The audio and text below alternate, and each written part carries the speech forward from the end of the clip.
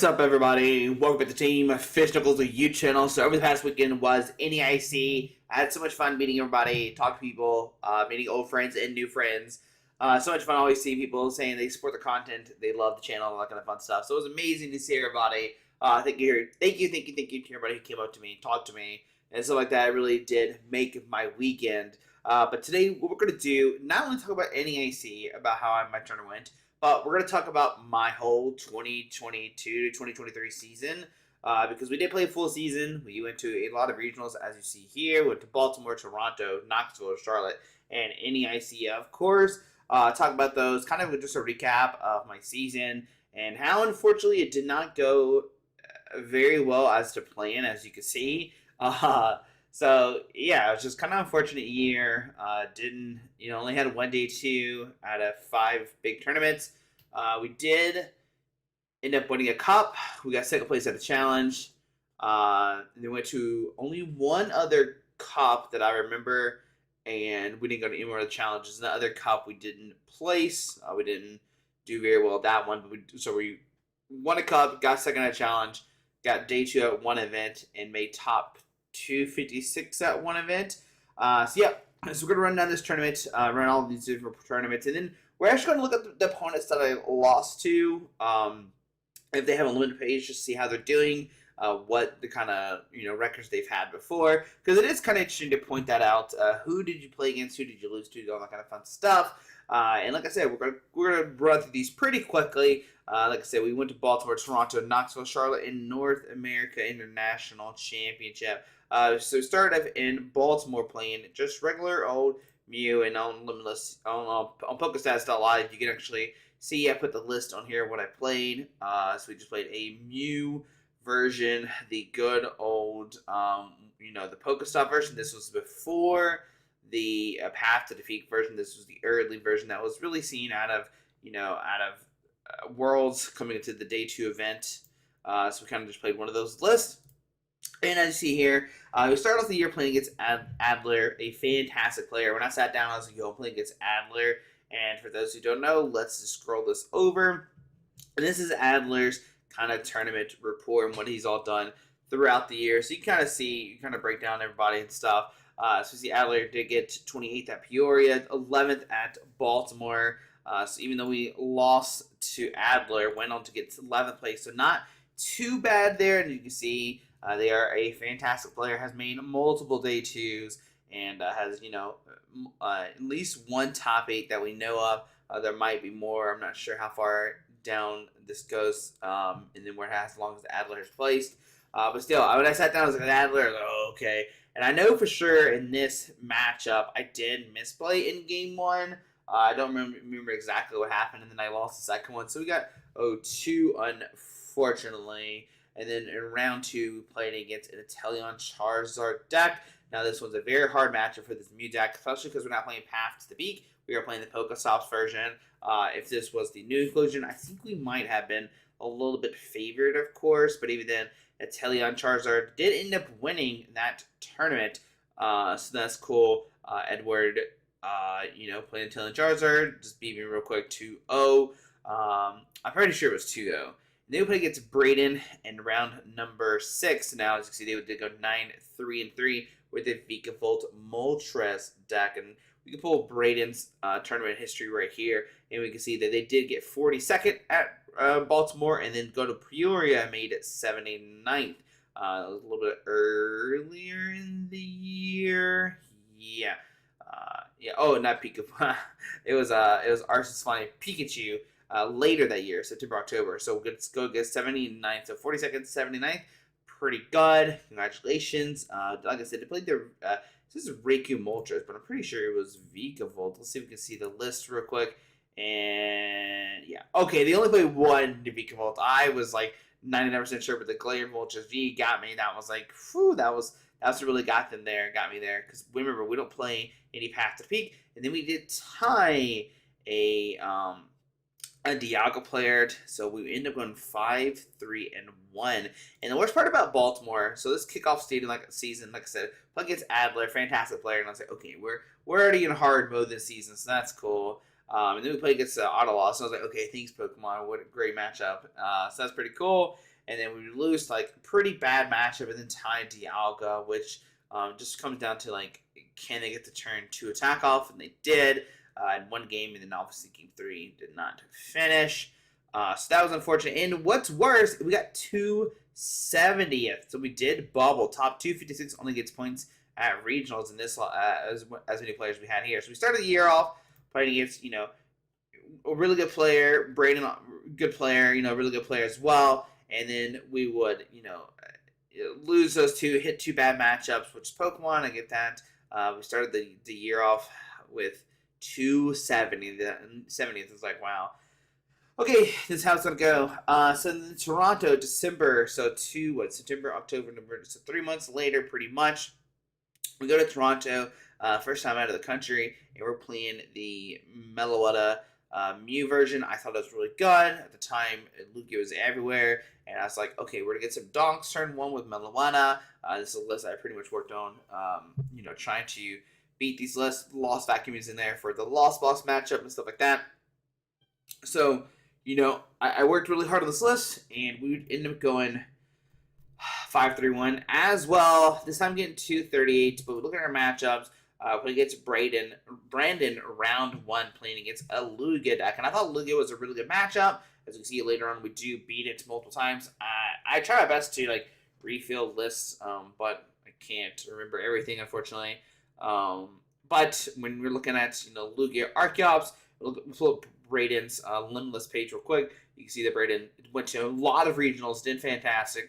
Went to Salt Lake City, got 42nd. Went to Baltimore, 52nd. Orlando, 71st. London, 144th. And Portland, Oregon, 102nd. So they had a killer season playing Lugia, playing Arctur, playing Jolteon. Oh, that was later last year, March 22nd. This was the start right here. But still had a fantastic year. Top day 2, 4 events. That's pretty cool. I don't know if this had to be a day 2, right? Yeah. So still very, very cool. 4 top cuts, or 4 day 2, so they know what they're doing. So we did tie them. I don't really remember that what happened. And we played my good friend. Yo, what's up? Biggest fan of the channel. What's up, champ? We did lose to him. So we started off the day 0-1-1. That was pretty cool. And then we won 3 in a row, as you see here. They played against our good friend Austin. And I know for sure I misplayed a game. I can't remember exactly what else happened. I think one game he Dreepy on me. We can pull this over real quick, and as you can see, in Toronto, it was the Giratina Lost Box list. If you start looking at the list, there was a Drapion in there, so that was really, really good for him.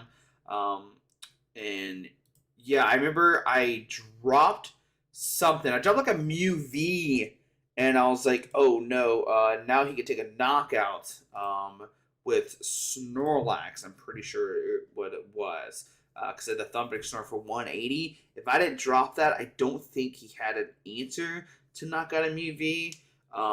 If I remember correctly, I'm pretty sure that's what happened, and that lost me a game.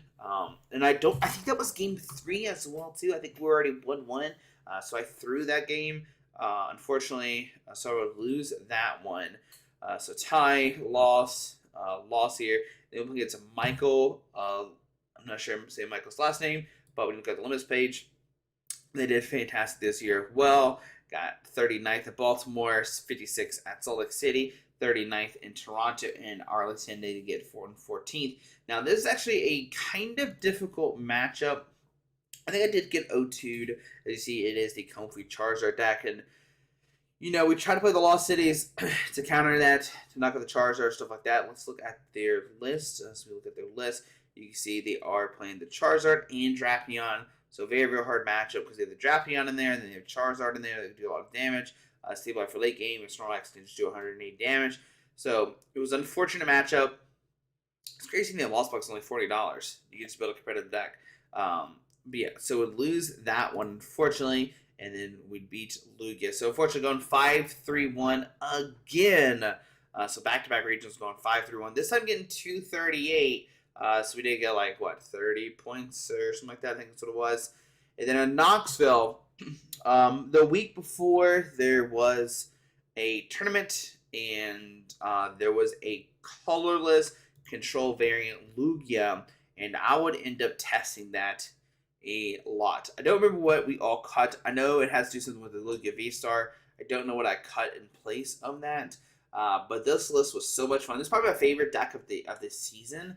I thought the deck was really, really cool. I thought it had a lot of potential. And I think I did okay.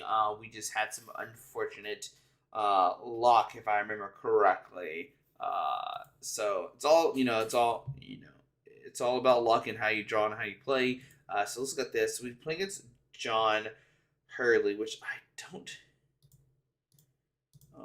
don't have this one pulled up at all. Hang on 1 second, guys. Let me do this real quick. So we played round 1 playing against a Lugia. And that's what I definitely wanted to hit was a Lugia because I think it had a really good matchup. And let's pull this over to John. You can see John to get 1/15th with this. It looks like just, your generic kind of Lugia Archeops, nothing too special. But this matchup should be really, really good for me. And the reason why that should be really good for me is when you look at my deck, it played a bunch of Evital. So once you discard the energies, you pretty much have a free game from there. But that didn't happen. Unfortunately, we did. I don't think we got set up one game or something. Or I think I misplayed one. I know I misplayed a game. Like game 1, I misplayed or something like that. And I think we went to game 3. I'm not 100% sure. My brain is not 100% remembrance of what exactly happened. But I know for sure we threw one game. I think for sure we threw game 1, if I remember correctly. I can't remember exactly what I did. But I was like, okay, we're here, right? Then we played against Control. Good friend of mine. Terrible matchup. I didn't even know how to play this matchup. I was like, I don't even know how to play this matchup. We were goofing around the whole time pretty much, just having fun. Because there's like 2 control style decks, but their deck is like way better than mine in the control world, right? So we did end up losing that one, but had a lot of fun. And then we played against Xander. Now, when you're looking at the list for Knoxville, once again, you're going to notice that there's Path to the Peak.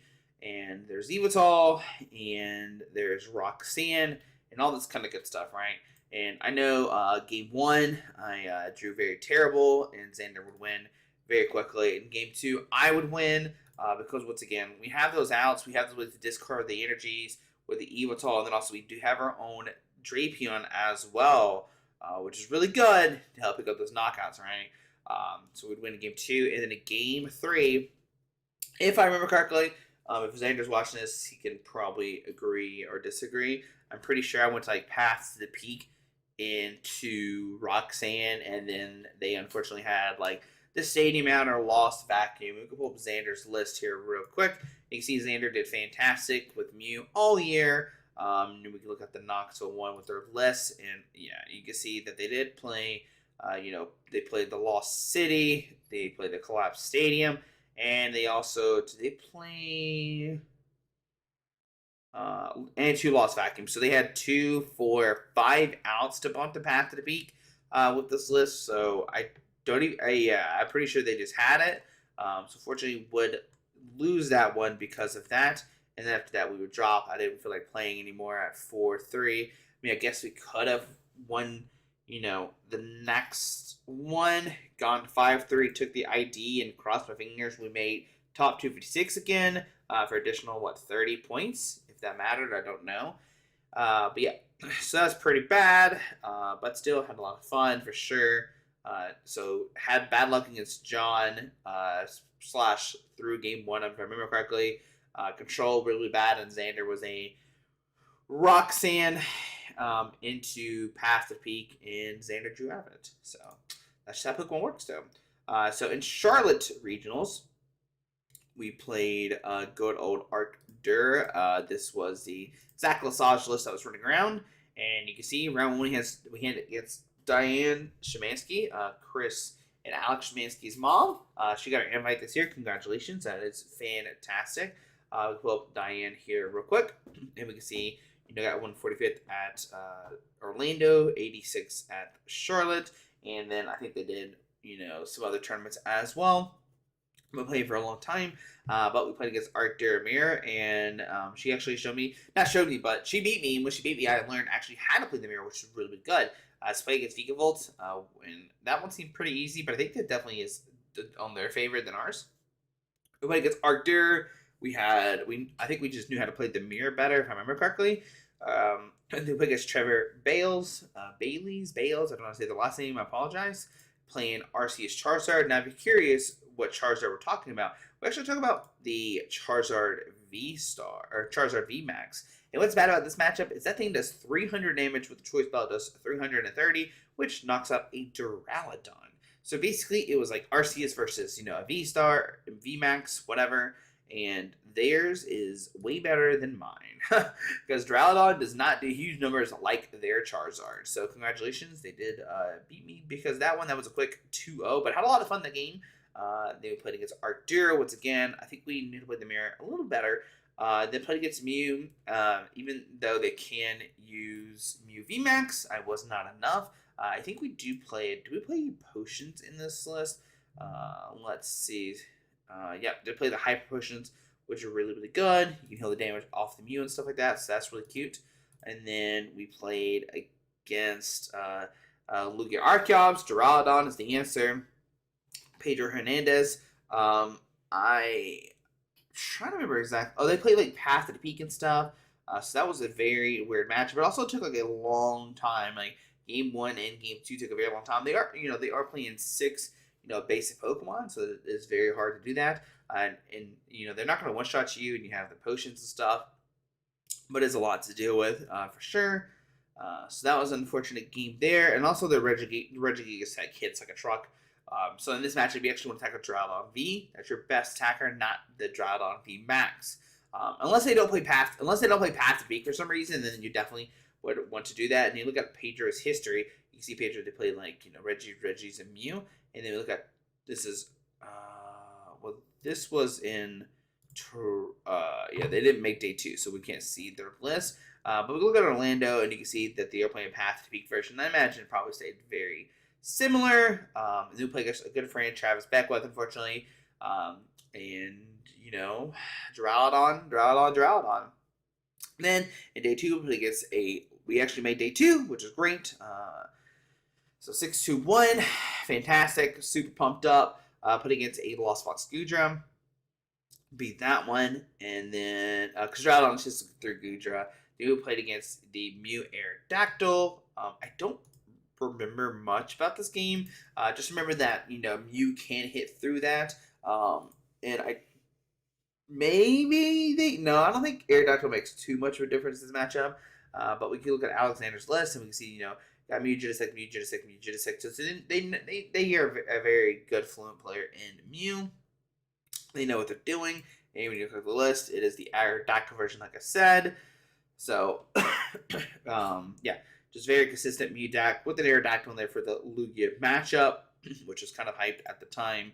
So we lose that one. Then we play against another Goodra, and then that Goodra, once again, we just hit through, unfortunately, and kind of beat that one. Then we played against Alex, playing a Arceus. I don't really remember much about this one. I can't remember if they just drew better or something. They did play the same list. Oh, maybe somebody else played the same list. I don't know exactly what the difference are. I'd have to look at each one. I know for sure I did play Tipo Sinnoh.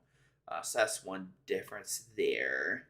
But it looks pretty much the same, right? Big Parasol for the Lugia matchup, stuff like that, blah, blah, blah. So we'll lose that one. They need to play against a Lugia Archeops, and let's look at their list for Charlotte real quick. They did play the Vacuum, and I think that's probably the biggest deal because they can vacuum off the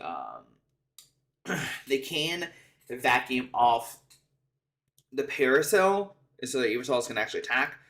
So that was a good tech for that matchup because I don't think a lot of Lugia Archeops were playing that at the time, or that really that much. So that's kind of unfortunate, but it happens. And they're also a very good Lugia player. Like they've made 3 other top day 2s with Lugia, so they kind of knew what they were doing. Okay. Not kind of. They did know what they're doing. Sorry, I didn't mean to say that.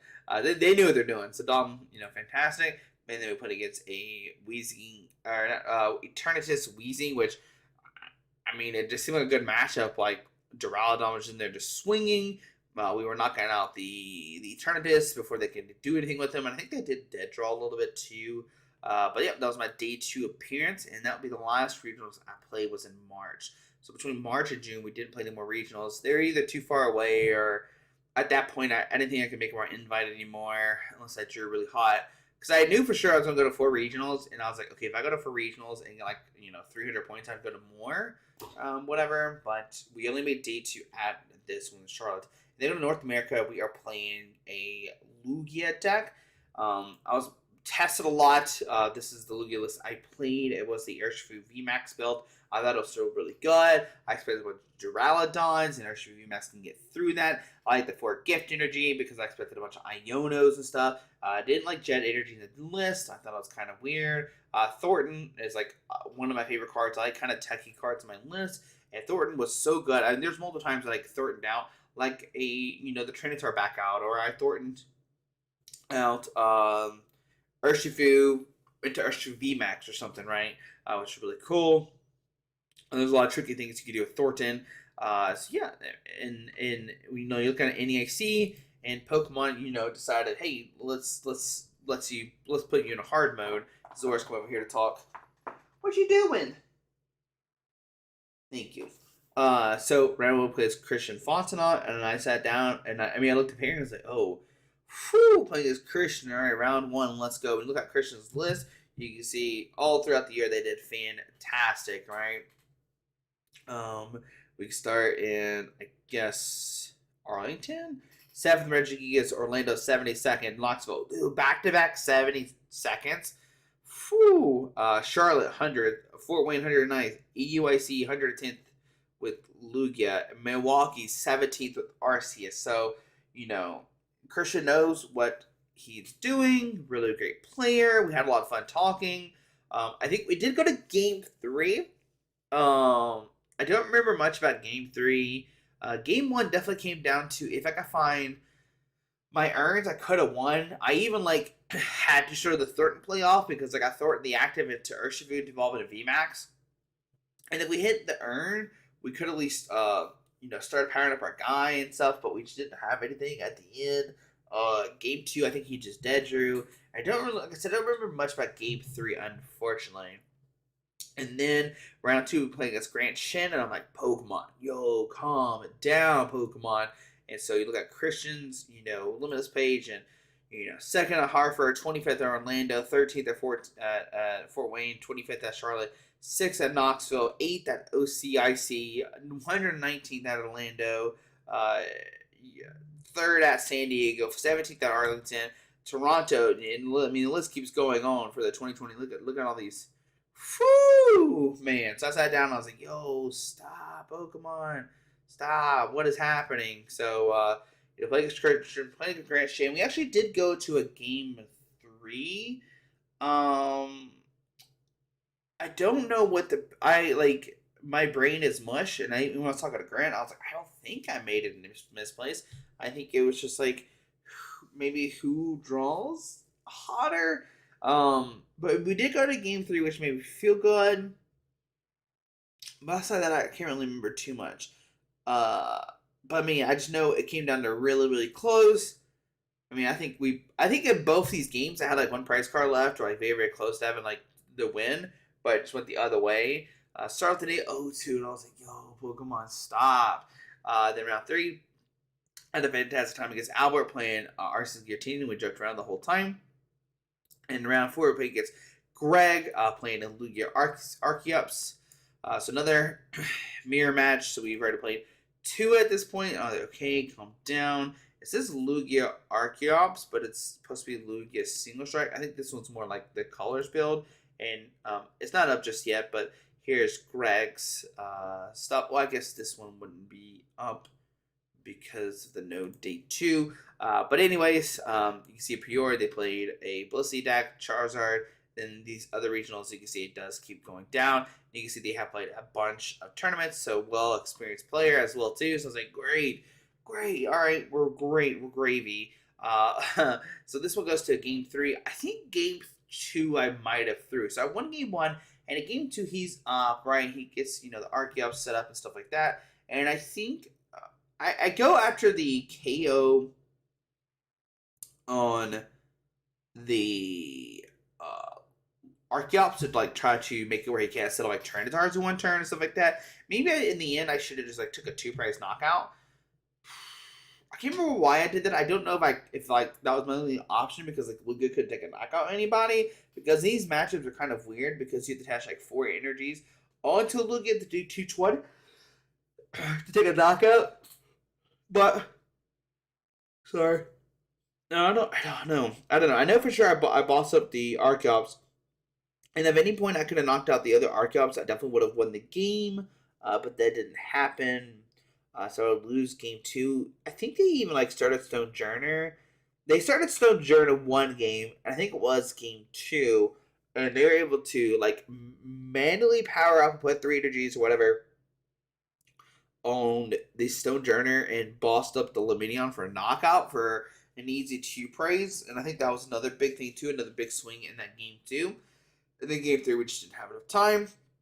In round 4, we're against Jose Morales, playing a Lugia single strike deck once again. We did beat this one. I think it was 2-0. I don't remember them drawing very well. And then round 6, we're playing against Zach, a player from Alabama. That was fun to talk to. And they just, I think like game 1 and game 2, they had a bunch of Pokemon prize, which is like very, very unfortunate. And then the last round before I dropped was against Daniel, Lucio. And I remember in game number 2, so we won game 1. Game 2 was like very, very close, back and forth. I had 1 prize card left, and Daniel goes, Sinnoh, Iono me to 1, and I have nothing. And if I were to hit like anything, like an Urn, a Boss Order, a Supporter card, I would have been okay. But that did not happen, unfortunately.